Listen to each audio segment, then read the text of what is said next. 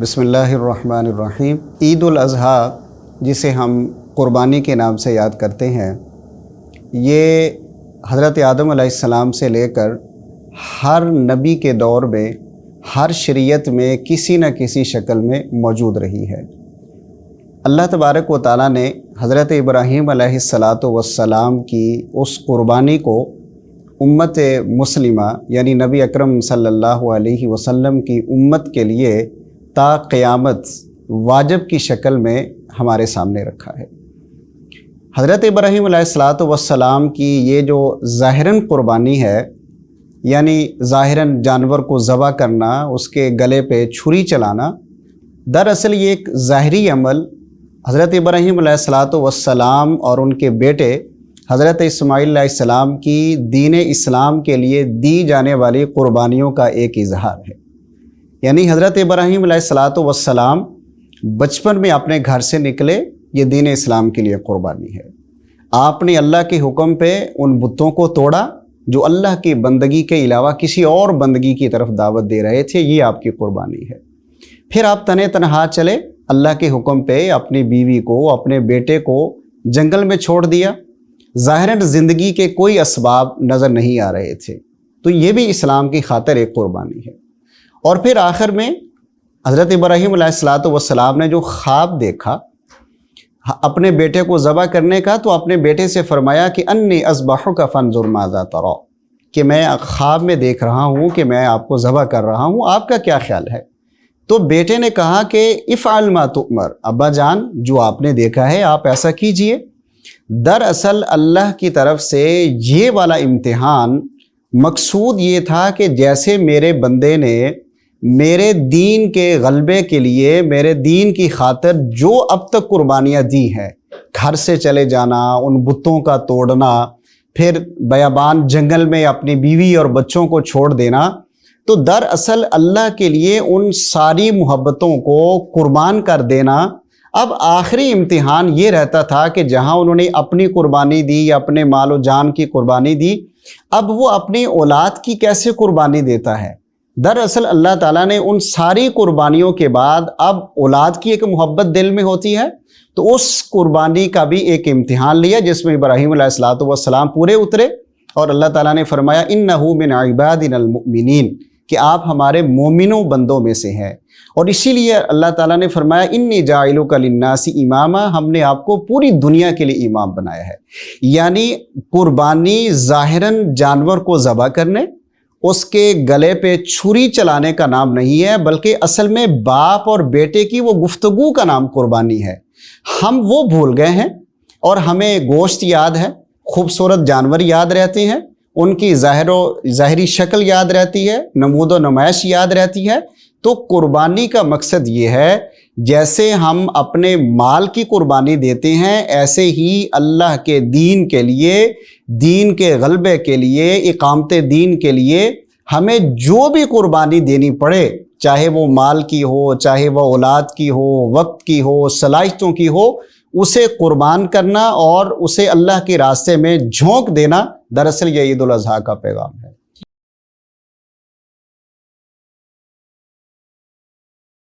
دیکھیے، دین اسلام کے اندر جو ہم اللہ کے راستے میں ایک قربانی دینے جا رہے ہوتے ہیں، جانور کے گلے پر چھری چل گئی، اب وہ گوشت تیار ہو چکا ہے۔ دین اسلام کے اندر ایسی تو کوئی پابندی نہیں ہے کہ آپ نے اس کے 2 حصے بنانے ہیں، 3 حصے بنانے ہیں، آپ پورا گوشت بھی کھا سکتے ہیں، یہ اجازت ہے۔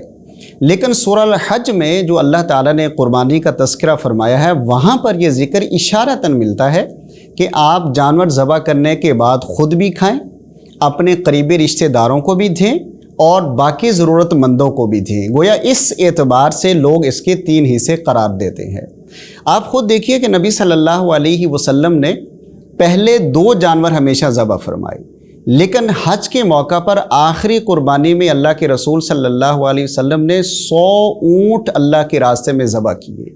آج کا امیر سے امیر ترین انسان آپ نے آج تک نہیں سنا ہوگا کسی نے 100 اونٹ ذبح کیے ہوں اللہ کے راستے میں قربانی کے لیے، یعنی اتنی بڑی قربانی دی۔ اور پھر رسول اللہ صلی اللہ علیہ وسلم نے فرمایا کہ سارے جانوروں کی گوشت میں سے ایک ایک بوٹی لے کر ایک ہنڈیا پکائی جائے، जब वो तैयार हो गई तो आपने उसमें से खाया भी और दूसरे साथियों को भी दिया।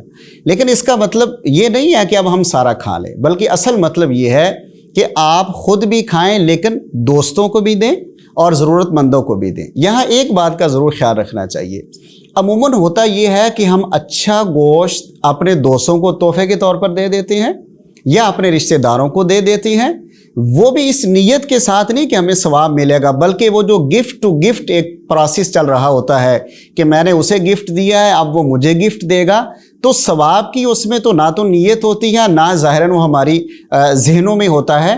तो इस मौके पर हमें ये करना चाहिए कि जहाँ हम इतनी बड़ी कुर्बानी देने जा रहे हैं वहाँ पे आप अपनी ज़रूरत का रखें और बाकी ज़रूरतमंदों को आप देखें। आपकी सोसाइटी में ख़ुसूसन इन हालात में सफ़ेद पोश की तादाद अगर आप 98% कहें तो इसमें कोई मुबालगा नहीं है।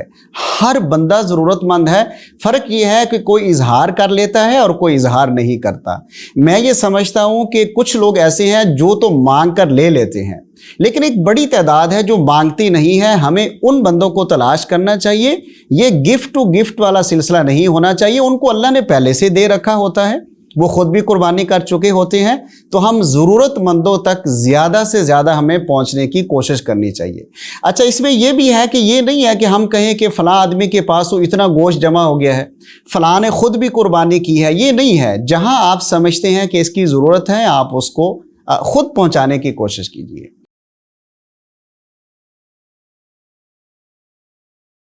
दीन इस्लाम जैसे मैंने अर्ज़ किया वो तो आपको कुर्बानी का हुक्म दे रहा है। ऐसे लोग भी मौजूद हैं जो ख़ुद कुर्बानी का गोश्त एक वक्त का पकाकर खाते हैं, बाकी सारे का सारा गोश्त तकसीम कर देते हैं। अब रही बात मुनसिफाना तकसीम की, इसमें बिल्कुल एक सादा सी बात है कि जब आपने कुर्बानी अल्लाह के लिए दी है, हज़रत इब्राहीम अलैहिस्सलाम की याद को ताज़ा करने के लिए आप सवाब के लिए एक काम कर रहे हैं, तो आप उसमें मैक्सिमम जितना शेयर आप नीडी पीपल्स को दे सकते हैं, गरीब हैं, यतीम हैं, बेवाएँ हैं, मसाकीन हैं, ज़रूरतमंद लोग हैं, सफ़ेद पोश लोग हैं, तो आप उनको ज़रूर दीजिए। और इस बात का भी मैं ये समझता हूँ कि ज़रूर एहतमाम करना चाहिए कि हम अच्छा गोश्त लोगों को दें। होता क्या है कि हम अपने लिए तो बकरा कर लेते हैं और वही पसंद करते हैं, और तकसीम करने के लिए हम किसी गाय में हिस्सा डाल देते हैं। बकरा सारा फ्रिज में रख लिया और जो गाय वाला वो गोश्त हमने तकसीम कर दिया। तो अल्लाह ताला कुरान में ये फरमाते हैं कि लन तनालुल बिर्र हत्ता तुनफिकू मिम्मा तुहिब्बून, कि अल्लाह के रास्ते में उसूल ये है, वो चीज़ आपने देनी है जो खुद आपको पसंद हो। अगर आपको खुद बकरा पसंद है तो आप दूसरों को भी बकरे का गोश्त दीजिए।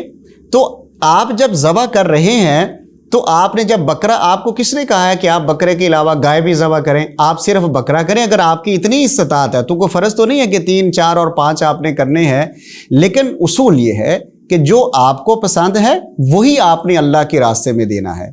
बल्कि अच्छा गोश्त अल्लाह के रास्ते में जाना चाहिए जो उसूल है, और जिसे आप समझते हैं कि जो और लोग खाते हैं मैं वो ना खाऊं, लोगों को मैं बड़ा गोश्त दूं, खुद बकरा खाऊं, तो ये ठीक नहीं है। बल्कि अच्छा गोश्त वो आपको अल्लाह के रास्ते में देना चाहिए।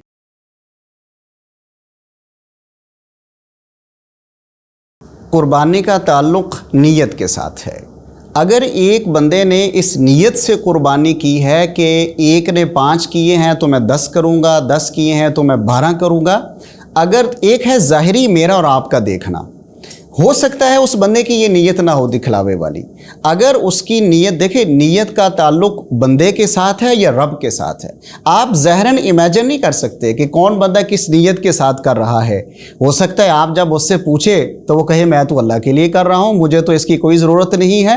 हाँ, ये नहीं होना चाहिए कि बस मैं कुर्बानी इसलिए ख़रीद रहा हूँ कि मेरे साथ 5-10 कैमरामैन हैं, वो रील्स बना रहे हैं, नमूदो नमाइश हो रही है, यूट्यूब है, सोशल मीडिया के जितने भी प्लेटफॉर्म्स हो सकते हैं, उससे बहरहाल हमें परहेज़ करना चाहिए। बाकी हमें किसी की नीयत पर नहीं जाना चाहिए। अगर बिलफर्ज उस बंदे की नीयत ठीक नहीं है तो वो जाने, उसका रब जाने, लेकिन हमें ये इमेजिन नहीं करना चाहिए, बल्कि हमें उन लोगों को तरगीब देनी चाहिए जिनको अल्लाह ने माल दिया है, वो अल्लाह के रास्ते में ज़्यादा से ज़्यादा जानवर ज़बह कर रहे हैं, तो हम उन्हें तरगीब के तौर पे ख़ुद समझा लें, ان سے پوچھ لیں اگر آپ کی ان کے ساتھ فرینکنیس ہے، آپ کی اس کی دوستی ہے، لیکن ہم اس کی نیت کے بارے میں خود سے کوئی اپنے طور پہ کوئی اس کا فتویٰ یا شکل ہمیں نہیں بنا لینی چاہیے۔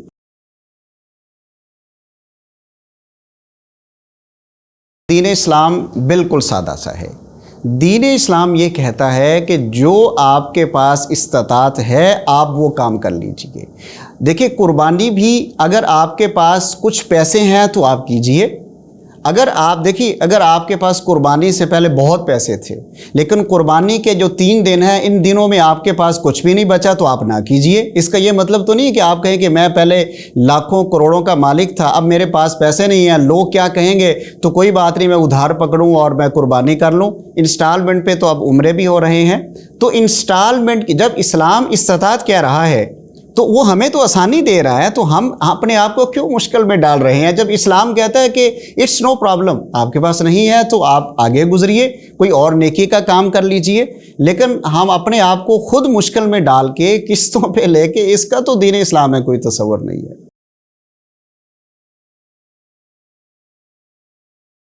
میرا پیغام قربانی کے موقع پہ یہ ہے کہ پہلی بات تو یہ ہے کہ ہم قربانی جو کرنے جا رہے ہیں دراصل ہمیں یہ میسج دیتی ہے کہ دین اسلام کی خاطر جس طرح ابراہیم علیہ السلام آپ کے گھر والوں نے ہر طرح کی قربانی دی، ہمیں بھی دین اسلام کے لیے جب بھی جس موقع پر بھی جو بھی قربانی دینی پڑے، مال کی، اولاد کی، صلاحیتوں کی، خواہشات کی، ہمیں ضرور دینی چاہیے۔ اور دوسرا میسج یہ ہے کہ ہمیں اللہ نے پابند نہیں کیا کہ آپ کتنی قربانی کریں، جتنی آپ کی استطاعت ہے آپ قربانی کیجئے، اخلاص کے ساتھ کیجئے، اللہ کی رضا کے لیے کیجئے، اور قربانی کرنے کے بعد اس کا اچھا شیئر جو آپ کو پسند ہے وہ زیادہ سے زیادہ نیڈی پیپل تک پہنچانے کی از خود کوشش کرنی چاہیے۔